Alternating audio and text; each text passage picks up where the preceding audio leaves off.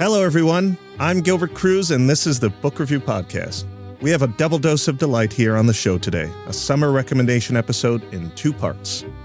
First, we'll have our wonderful thriller columnist, Sarah Lyall, who writes for The Times about everything from the Royals to the Westminster Dog Show, to talk about some of her favorite thrillers, as well as a few titles she's looking forward to this particular summer. Then we'll be joined by Joumana Khatib, an editor here at the Book Review, who will talk about some interesting and notable titles coming out over the next 3 months. I am here with Sarah Lyall, the delightful thriller columnist for the New York Times Book Review, among other responsibilities. Sarah, thank you so much for being here. It's really nice to be here. You read so many thrillers. You write about so many thrillers. I want to ask you about thrillers that you've read recently and that are maybe coming out this summer. But first, let's take a step way back. What are thrillers that you would recommend to anyone who's going on a trip? It's such a personal thing. There's so many different kinds of thrillers, as you know, and what people want to read is very much individual to what turns them on. So some people love a nice cybercrime thriller. Other people like a spy thriller. Some people like psychological thrillers. Some people like gory murders. And my own tastes are more toward the psychological thriller. But I have a few that are sort of ideal ones that I feel like you could read anytime, that I read when I was younger, that most of them had the effect really of heroin on me. Like I'm always going back hoping to catch that same thrill I got when I read these books. So for example, Rebecca by Daphne du Maurier, perfect thriller. Presumed Innocent by Scott Turow, perfect legal thriller. The Secret History by Donna Tartt, perfect psychological thriller. So that's sort of where I'm starting. And I think the problem with the thrillers that you just see on the shelves is they all look so great, the plots sound so great, and it's hard to find ones that are really good. So you have to sort through a lot before you find the ones that are perfect for you. And that's something you have a lot of experience doing. I would love to ask you a few questions about some of the titles you just mentioned, because they're so famous, but shockingly, maybe some of our listeners have not read these books. 3 of them are all-time classics. So Rebecca, Daphne du Maurier, made into a famous Alfred Hitchcock movie. How old were you when you read Rebecca? I think I was in my early teens, but it's like perfectly written. The suspense in it comes gradually and hits you just at the right moment. It sort of builds up to a great courtroom scene. It has, Gothic elements in it. A woman marries a rich guy and goes and lives in his beautiful mansion with him, and she's much younger. She's not taken seriously by his family and his friends, and she's sort of enthralled to him, in part because of his dead first wife, Rebecca, who was so beautiful and so perfect and so accomplished, and this second wife, who's never given a name, she's just called the second Mrs. De Winter, just lives like a little mousy existence in the shadow of this woman. And it turns out that the woman holds a spell over the whole operation that you only find out halfway through, and it's great. There's a great moment in the middle where everything changes, and I think it's one of the most exciting scenes in a book I've ever read. And it has, as I recall, a particularly famous, I didn't ask you to practice this beforehand, but it has a particularly famous opening line. Do you remember it? Last night I dreamed I went to Manderley again. That was not practice. She just did it right off the top of her head. Did you read the book before you saw the Hitchcock film? I did, but the film is almost as good. Like, I feel it's one of the few films where it really does justice to the book. And it brings out the creepiness of one of the characters, Mrs. Danvers, who was Rebecca's lady's maid, but who has like a horrible fascination with Rebecca and treats the second Mrs. De Winter like a second-class citizen and tries to make her feel terrible, which she does in comparison to Rebecca. Little trivia, I believe that was the only Hitchcock film to win Best Picture of all the amazing movies he made. Amazing. I didn't know that. It's a great movie. Everybody should go see it. Presumed Innocent. Okay, so Presumed Innocent, I remember exactly where I was. I just started working at the Times as essentially a peon in the Washington Bureau right out of college. And that book came out, and I guess I must have read a review of it, because then you could only really find out about books by reading reviews in the newspaper. And they said it was a good legal thriller. I don't think I'd ever read a legal thriller before. And I remember starting to read it and finding it so gripping, so enthralling, so terrific. I brought it to work, and I worked the night shift. I worked with this one guy, and my job was to sort of assist him and like fetch dinner and answer the phone. And I remember putting it on my lap with my computer in front of me and just like reading it secretly while I was working. And then I took a cab home because it was like midnight when my shift ended, and I was trying to read it in the back of the cab with the lights from the street lights as we went by, because we didn't have phones then to use as flashlights. And then I basically stayed up all night reading it. I thought it was thrilling. I loved it. It has a great courtroom scene. It has great political intrigue, a murder, unexpected conclusion. Everything is great. And also made into a memorable film starring Greta Scacchi and Harrison Ford. And I remember once I met Scott Turow, and he was telling me, it was really cute. He told me the story about when they were making the movie and he got to meet Harrison Ford.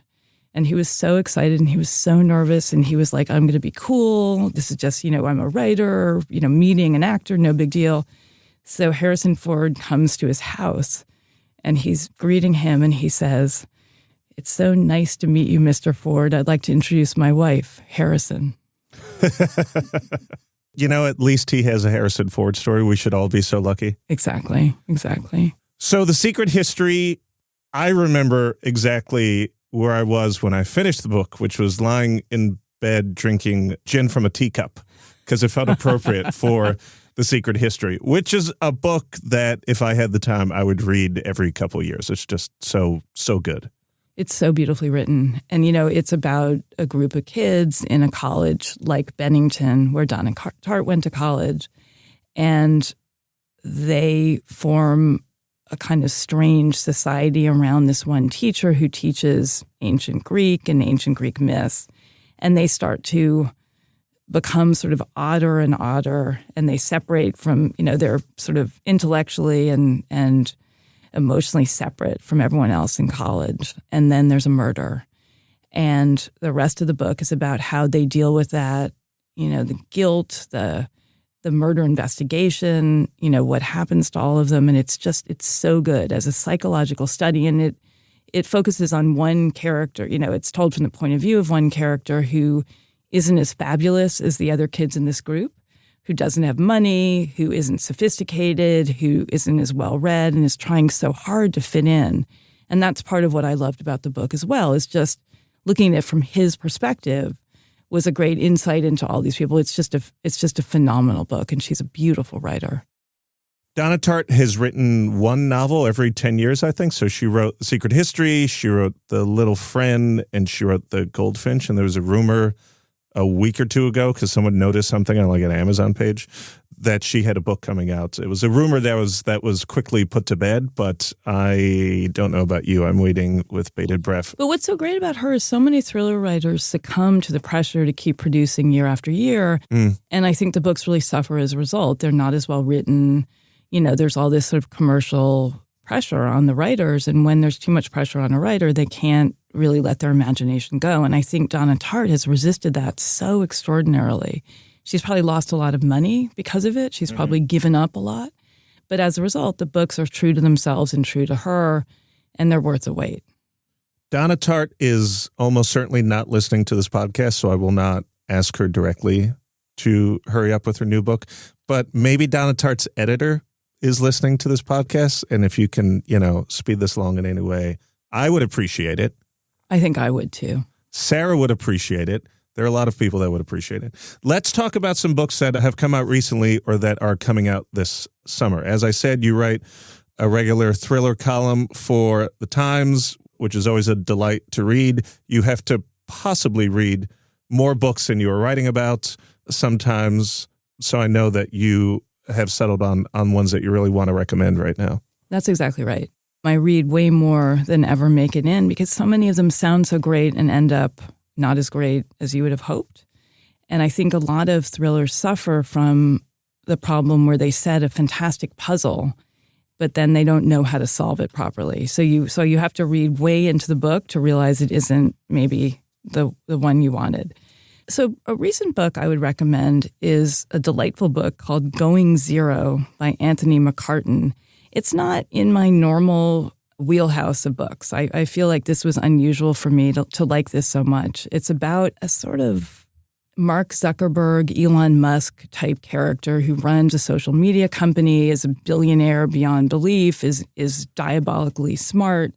And with the U.S. government, he designs a surveillance system that's supposed to be completely infallible, that can, and his claim is that it can find anyone, get any information in the world.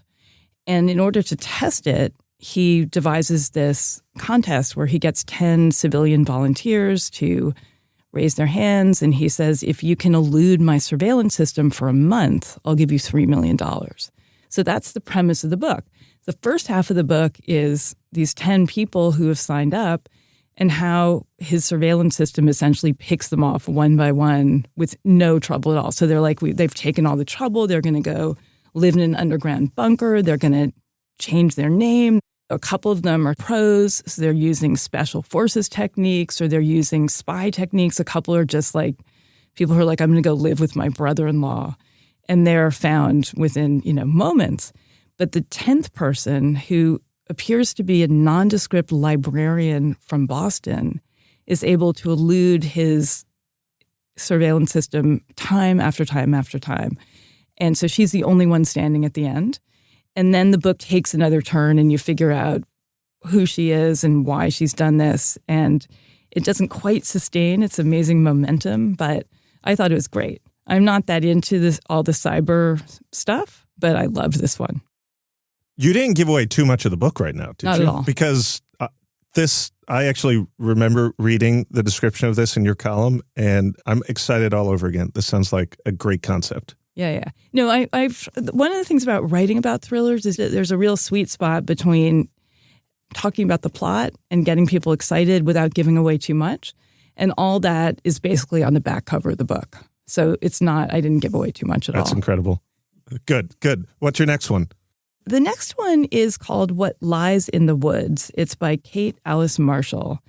And it's a psychological thriller. It has a sort of familiar plot that we've seen a lot in the last few years. You get these trends in thrillers, as in all kinds of books, and you see a lot of people trying out essentially the same story. So it's the classic story of somebody who lived in a small town, was involved in a murder, or there was a murder in the small town, or someone in her family was murdered, or she was accused of murder. And then she leaves town, and 20 years later or 10 years later or whatever years later, she comes back because there's some reason to come back, and then it all gets stirred up again, and you realize that all was not as it seemed back then. So in this case, the woman in question was, along with two of her friends, playing in the woods in their town when they were growing up, and she gets stabbed repeatedly by someone in the woods. And her friends aren't right there. They're nearby, and they come back and they basically save her. They get her out of the woods. She's fine. They arrest someone. It turns out a serial killer is convicted of the crime. And what precipitates her return to town is he has just died in jail. And she has always felt really guilty about his conviction because she actually can't remember what happened. She never really saw who did it. And it was her testimony, and she was only, 12 maybe. Her testimony put him behind bars. And she starts doubting that what she said was actually true. And it's just really well written. There's a lot of psychologically sophisticated discussions of her friends, her family. And you don't really see the twist coming at all. And it's really good. So for people who like that kind of thing, like if you like Gillian Flynn's Sharp Objects. I was just going to mention that one. Yeah. Which to me is like the best example of that. It's so creepy and weird and macabre. And to my mind, it's better than Gone Girl. I just thought it was a great book. So this book sort of reminded me of that. How does a writer convey a town well, right? Because you read so many, I'm going back to my small town. As you say, I haven't been back since I was younger. at a certain point, all towns share the same secrets. They all, you read enough, maybe they all seem the same. But what is it about the best forms of that story that pop?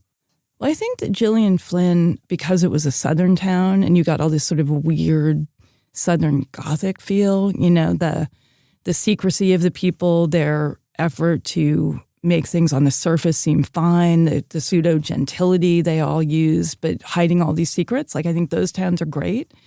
I think, a lot of it just depends on the writer, if they have a good sense of place, if they're writing maybe about their own state or their own childhood and home. So I think some books have a much better sense of geography and a sense of place, and others are more interesting just because of the relationship between the people. But I think, small town lends itself to it because often a lot of people stay behind. There's your high school class, what happened to them. There's the resentments people still feel. It feels like in a small town, maybe history is more present than it would be for people who have the anonymity of a big city. I want to jump, because I did have a peek at your list beforehand. I want to jump ahead to one that sounded particularly interesting, which is called My Murder. So I haven't read My Murder yet, and it sounds so great. And I have to say, as a thriller reader, I have a real soft spot for the supernatural, for science fiction, for time travel. And some people are annoyed by those things, but I love them. So this book sounds so intriguing. So a woman has been killed by a serial murderer. And in the world of this book, she's been reanimated and sent back home to live with her husband and son. And she and the other victims of this serial killer, who've all also been allowed to live again in this society, form a little support group to talk about what happened to them. And they start investigating their own murders. And it turns out that actually maybe he didn't do it. I'm not really sure. I don't know. And it just sounded so great. It sounded a little bit like The Lovely Bones. Remember that book where she's dead, but she's narrating from the point of view of a ghost, of a dead person, which is intriguing in itself. And this dead person is alive.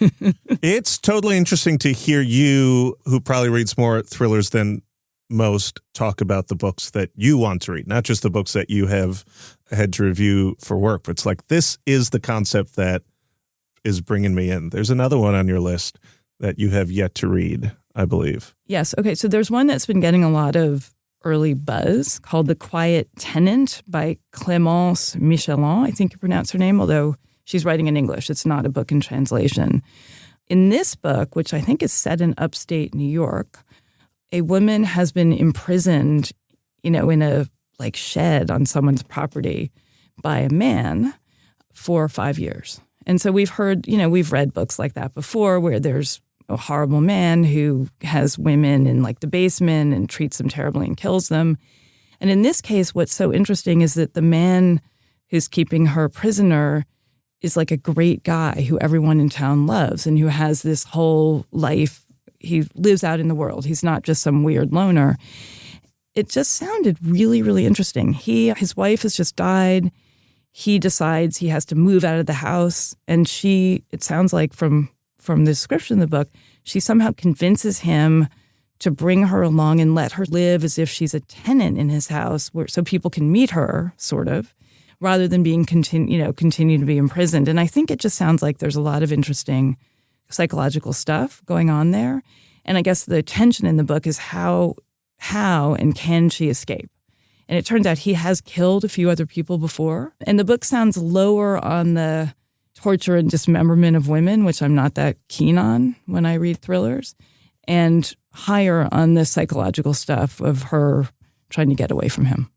You've mentioned serial killers several times. How does a thriller reviewer, a thriller columnist deal with the fact that this is a trope that just appears time and again and is arguably overused at this point, 40 years after Thomas Harris? Yeah, so I liked this book better when I was younger. The two I mentioned don't feel like the ones where it's almost violent porn. The ones where they lavish attention on how badly the body was mutilated and the awful things the guy did to the woman. I just got really sick of those. I felt like, for example, Scandinavian noir. There's a whole genre of amazing detective novels that take place in Scandinavian countries. And I love them, and I got a little tired of them because I felt the murders were more and more grotesque. It's, how did they arrange the limbs? Did they dress up the bodies? What kind of mutilation did they do? It's kind of icky. So I feel like, again, some people might love those books. I'm less interested in them. And what I like about the two that I just mentioned is, first, the serial killer aspect of it sounds like it was a little bit off stage and just sort of a plot point. And this most recent one that I just mentioned sounds like it just has a really different angle on it. And it's less about his, I don't know what it's about. It's gotten enough interesting conversation around it that it sounds like an intriguing book to read. Well, it sounds like what's true in thrillers is true of every genre, that even within the genre, whether you're talking about thrillers or horror or romance or espionage or mystery or what have you, there are very specific subgenres. There are people that love serial killer novels. There are people that don't. There are people that want more suspense in their thrillers. There are people that want more violence in their thrillers. And you mentioned some great books here. And as you say, they're going to work for some people and others not so much. And they're also the people who want to read books about former special forces operatives who've gone rogue, but they're so incredibly good at what they did that you get what I'm about to say. Yes. And I feel like there are a lot of people like those. They're maybe not for me, but sometimes you get those and they're great. Do the Jack Reacher books fall into that or no? I feel like those are kind of guy books. Yeah. You have to suspend so much disbelief with so many of these books, but the notion that like one guy can kill 6 people who've come to murder him in a crossroads of a deserted street seems a little preposterous to me, but whatever works for you. I don't know if you heard, but Jack Reacher is big. He's quite big. He's like 6'8". So that'll do it right there. No, but it's like he bomb disposal and martial arts, and they can do this. They can do computer, whatever people do with their computer. They can elude capture. They can fly a plane. Like, it's ridiculous. It's the fantasy of competence. Yes, it is. You just want to have all these skills at your disposal, right? All I know how to do is type on a computer. No, and then the government's always like, if we're up against him, there's nothing we can do. He was the best special forces operative we ever had. I would like to have an entire episode with you ripping into cliches from various suspense novels, but I think we're going to save that for another time. Sarah Lyall, writer at large at the New York Times and thriller columnist for the book review. Thank you so much for being on today. This was so fun. Thank you. We'll be right back.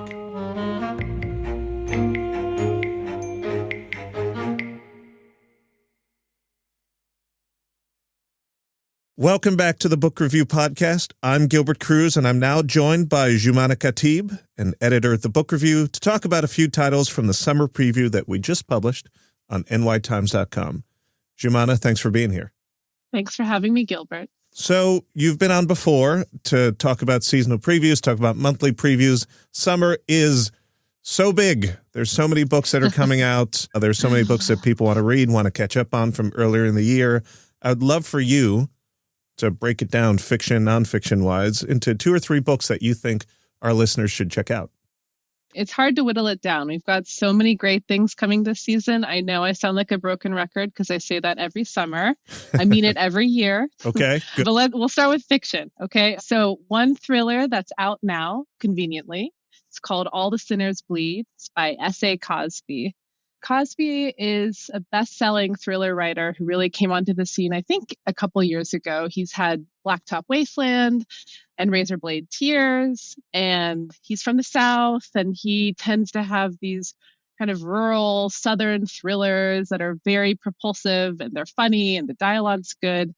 Stephen King actually reviewed his latest for us and said that this new book, All the Sinners Bleed, is his best yet.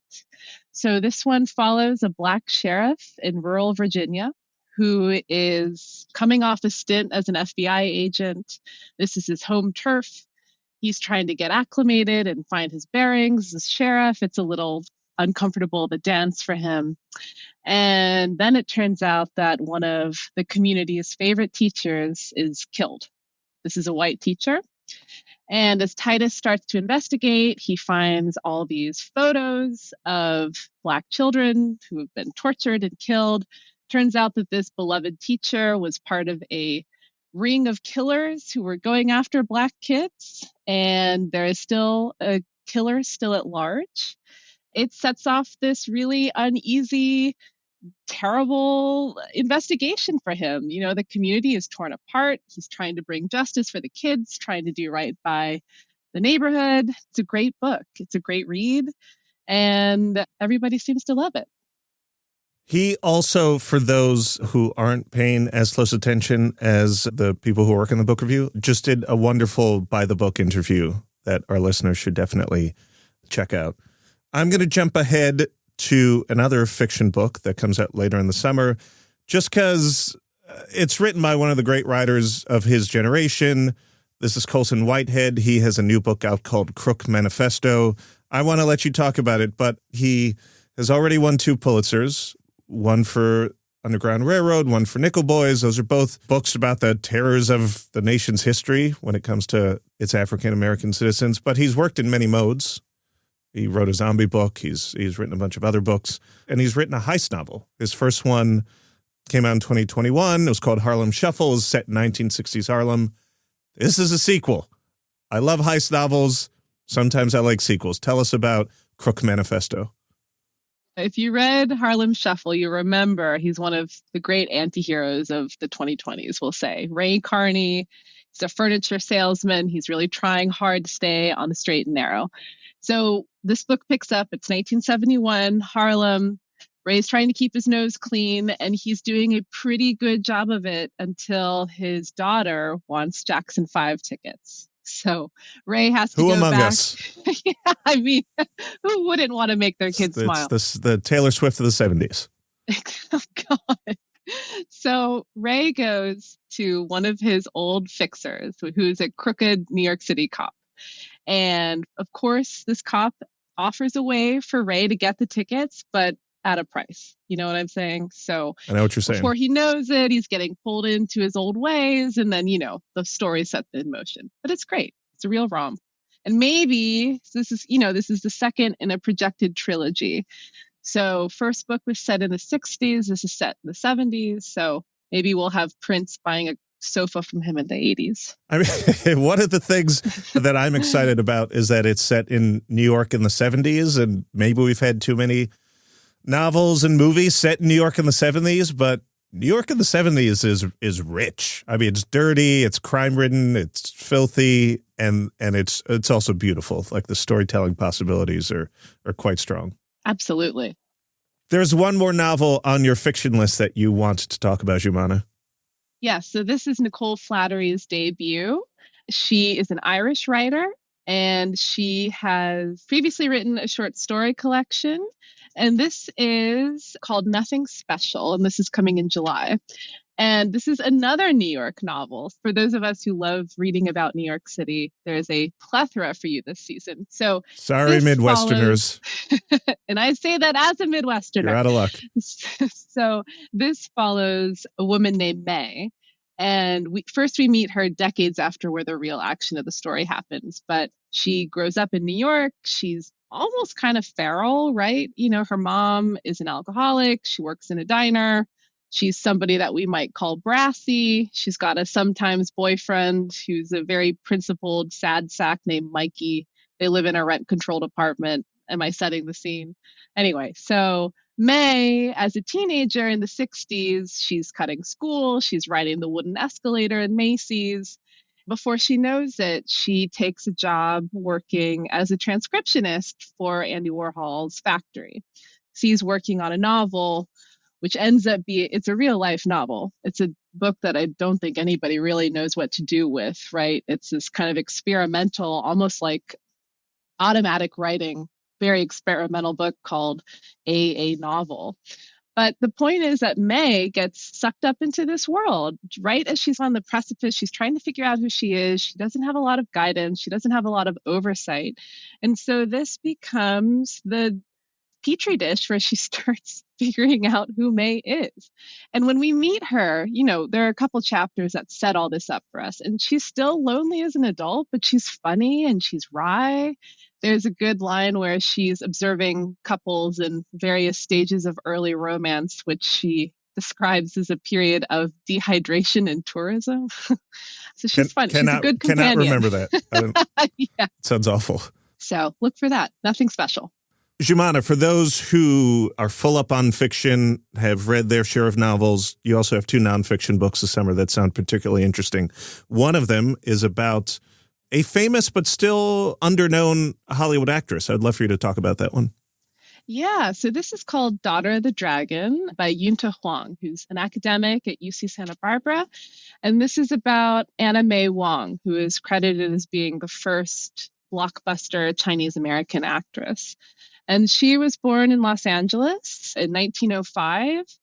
And she has had, she's been perennially overlooked, even though she was well known and loved in the States and in Europe. But then her legacy, she died in 1961 and she fell from collective memory, right? I think she may have been best known for Shanghai Express, which she appeared in with Marlene Dietrich, which of course, that's a relationship that a lot of historians and critics have had fun with the subtext, the idea that Marlene was totally entranced by this woman. But so this is a new biography. It's very actually compassionate because she's come under fire for, did she maybe advance really Oriental stereotypes in the time? The author actually really pushes us to think about the limitations that she faced. She was born in Los Angeles, but she had a huge number of obstacles to overcome to get any kind of career. There's some fun tidbits, like when she would autograph photos, her sign off was "Orientally yours." And he says, I think she was in on the joke, right? She wasn't just sort of blindly going along with this. You have another book on your list here that's about sort of an odd group of psychologists who lived in New York in the mid-century. The book's called The Sullivanians. What's it about? This follows, I guess, a splinter group of therapists in the 1950s. Unsurprisingly, they were based on the Upper West Side. The pill had been introduced, there's sexual revolution, and these therapists felt that the traditional idea of the nuclear family was actually really hindering their patients and hindering people and blocking them from unlocking their full creative potential self-actualization. So before long, they had hundreds of adherents and they advanced communal living, polyamory, even like the communal raising of children. But within time, it totally went off the rails because before you know it, one of the founders has basically become like the Svengali of this group, the Sullivan Institute, where he and the other leaders are dictating who patients interact with, who they tussle with, how often they see their kids, their line of work. And the author, Alexander Stila, is a journalist, and he's actually written about organized crime and the mob. So I think he brings some of those skills to bear in looking into this organization. It disbanded about 30 years ago, but there's still a lot to uncover. Joumana, can I mention just 2 titles from your list that I wanted to call out? I'd love to hear about them. Well, one of them specifically because one of the last times you were on the podcast, we talked about James McBride. You had just read The Color of Water.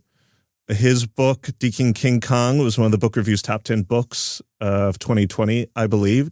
And he has a new one coming out this summer, The Heaven and Earth Grocery Store. So I'm particularly excited for that one. I imagine you are too. And then there's another one by an author named Silvia Moreno Garcia. She has written a bunch of wonderful books in various genres. You might know her most recently for The Daughter of Dr. Moreau and Mexican Gothic, which was a particularly big book for her from a few years ago. And she has a new one out called Silver Nitrate that I believe is set in like the Mexican film industry. So those are 2 I'm looking forward to in addition to many other books. Joumana, like, what are you actually excited for? You mentioned these books, they're on your list, but what are you going to do with your summer? You're taking a vacation in 2 weeks. What are you bringing with you? So I have talked about this actually on the podcast. I've mentioned this in the newsletter, but I tend to go on reading jags in the summer where I tend to, maybe it's like my summer fling. I don't know if that makes me sound like an idealist or what, but I tend to find one author that I really love and I stick with them. So I read all their books, as many as I can get my hands on. It looks like this is going to be my Helen Garner summer. I mentioned her a couple weeks ago. She's an Australian writer. Her diaries are great and they're hard to find here. So I've got a big crate of books coming with me, carried by koalas, that I'm going to take with me everywhere this summer. I love this summer. It's like summer. It's like summer cuffing season. It's like I'm only attached to this one author. And then when summer's over, I'm back out there in the world. Exactly. Joumana, thank you for coming on, as always. Thanks for having me, Gilbert. Enjoy your reading. Those were my conversations with Sarah Lyall about a few thrillers to toss into your beach bag, and Joumana Khatib about some books to look forward to this summer. I'm Gilbert Cruz, editor of the New York Times Book Review. Thank you for listening.